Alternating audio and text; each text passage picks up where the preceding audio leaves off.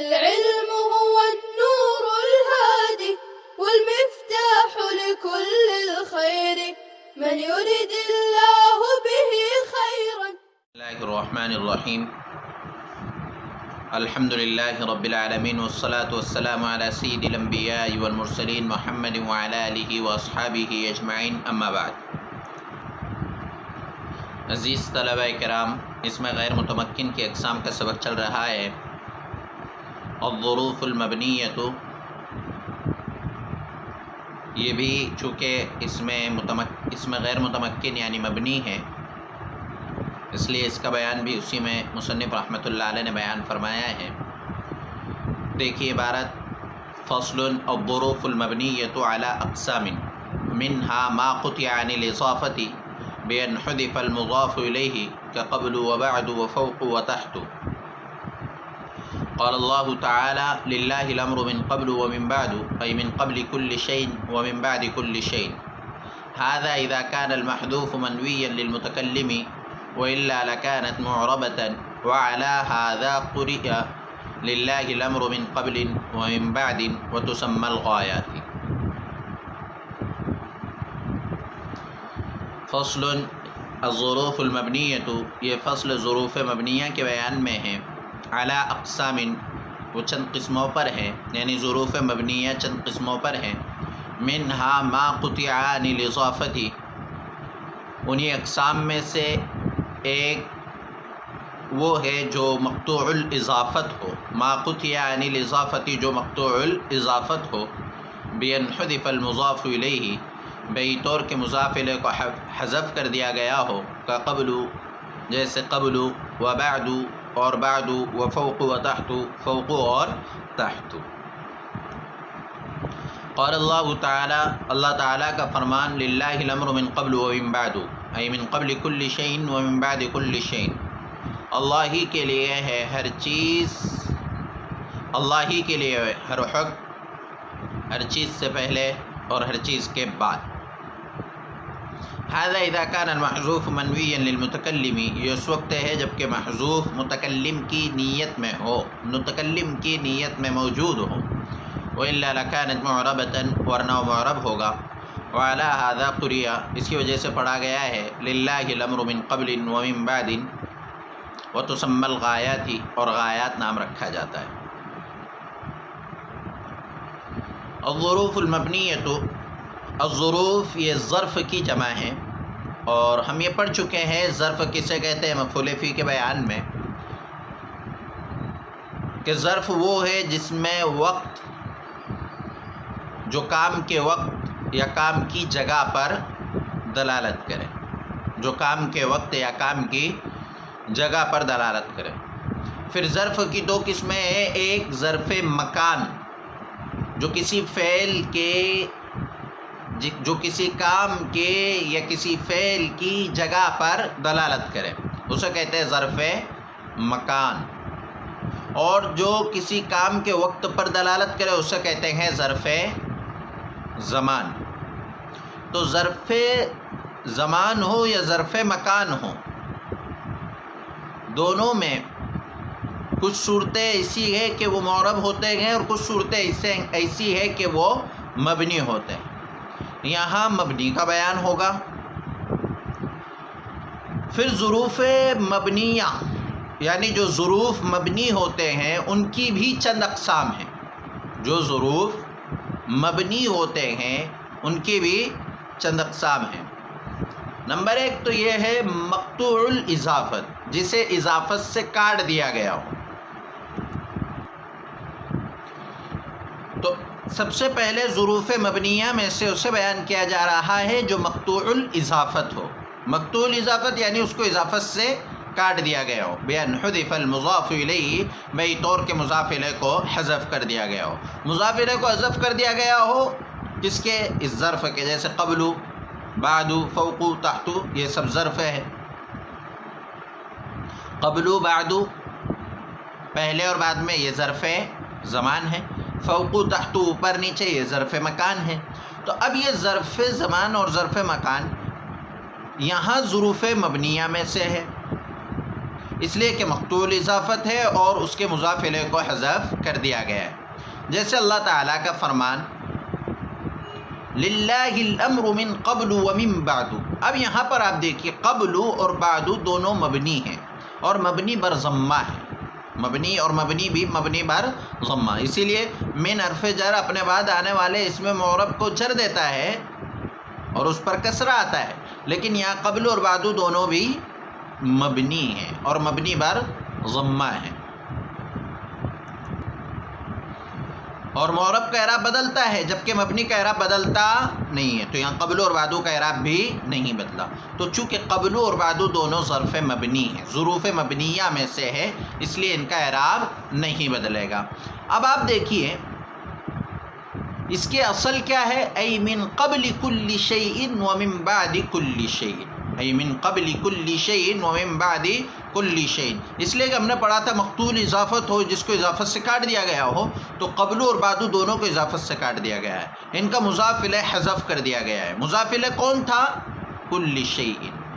یہ کل شیء یہاں قبل کے بعد مضاف الیہ اور بعد کے بعد بھی کل شیء مضاف الیہ کو حذف کر دیا گیا ہے. ھذا اذا کان المحذوف منویا للمتکلم.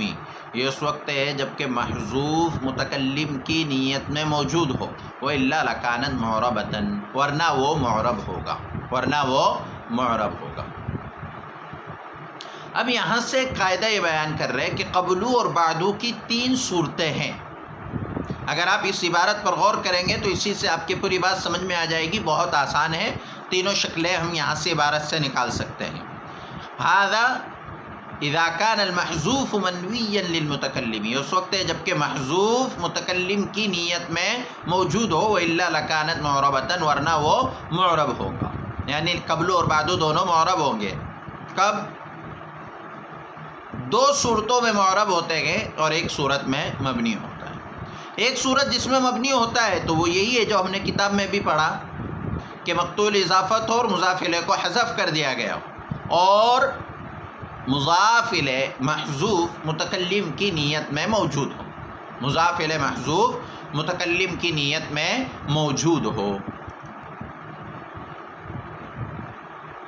تو ایک شکل ایسی ہے جس میں قبلو اور بعدو مبنی ہوتے ہیں کہ مقتول اضافت ہو قبلو بعدو، ان کے مضاف الیہ کو حذف کر دیا گیا ہو، اور وہ مضاف الیہ جو محذوف ہوا متکلم کی نیت میں موجود ہو. جیسے قبلو بعدو اللہ ہی کے لیے حکم، ہر چیز سے پہلے اور ہر چیز کے بعد. تو قبلو اور بعدو کے بعد مضاف الیہ متکلم کی نیت میں موجود ہے. اگر متکلم کی نیت میں موجود نہ ہو، مضاف الیہ کو تو حذف کر دیا گیا ہو لیکن متکلم کی نیت میں موجود نہ ہو، تو پھر ایسی صورت میں قبل اور بعد دونوں بھی معرب ہوں گے. جیسے للہ الامر من قبل ومن بعد، یہی للہ الامر من قبل ومن بعد ایک قرات میں اس کو اس طرح پڑھا گیا ہے للہ الامر من قبل ومن بعد، یعنی قبل اور بعد، اس لیے کہ یہاں مضاف الیہ متکلم کی نیت میں موجود نہیں ہے. وہ نسیہ منسیہ ہو گیا، متکلم کی نیت میں موجود نہیں رہا. تو اگر متکلم کی نیت میں موجود ہے تو مبنی ہوگا، متکلم کی نیت میں موجود نہیں ہے تو معرب ہوگا. اب ایک آخری شکل باقی رہ گئی، اور وہ شکل بھی بہت آسان ہے کہ جیسے للہ الامر من قبل ومن بعد میں مضاف الیہ محذوف ہے، تو اگر مضاف الیہ محذوف ہی نہ ہو، ایک صورت یہ بھی نکل رہی ہے کہ مضاف الیہ محذوف ہی نہ ہو، چاہے وہ متکلم کی نیت میں موجود ہو یا موجود نہ ہو کا یا ذکر ہی نہیں ہوگا، اس لیے کہ نیت میں موجود ہونے کا مطلب تو اس وقت تو ہوتا جب محذوف ہوتا ہے، یہاں تو مذکور ہے. تو جب مذکور ہوگا تو اسی صورت میں وہ معرب ہوگا.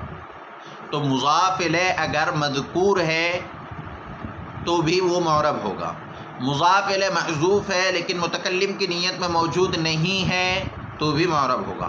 مضاف الیہ محذوف ہے لیکن متکلم کی نیت میں موجود ہے تو پھر ایسی صورت میں وہ مبنی ہوتا ہے. تو اب قبل کل شیء ومن بعد، قبل کل شیء ومن بعد کل شیء، قبل اور بعد کے بعد مضاف الیہ محذوف ہو یا محذوف نہ ہو تو اس کی 3 صورتیں بنتی ہیں. اگر محذوف ہے تو متکلم کی نیت میں موجود ہوگا یا متکلم کی نیت میں موجود نہیں ہوگا. اگر متکلم کی نیت میں موجود ہے تو مبنی بر ضمہ ہوگا، متکلم کی نیت میں موجود نہیں ہے تو معرب ہوگا. اور اگر مضاف الیہ محذوف ہی نہیں ہے یعنی مذکور ہے تو اسی صورت میں بھی معرب ہوگا. اب آپ یہ بھی بات یاد رکھیں کہ یہ حکم صرف قبل اور بعدو کا نہیں ہے بلکہ قبل، بعدو، فوقو اور تحتو کا بھی یہی حکم ہے.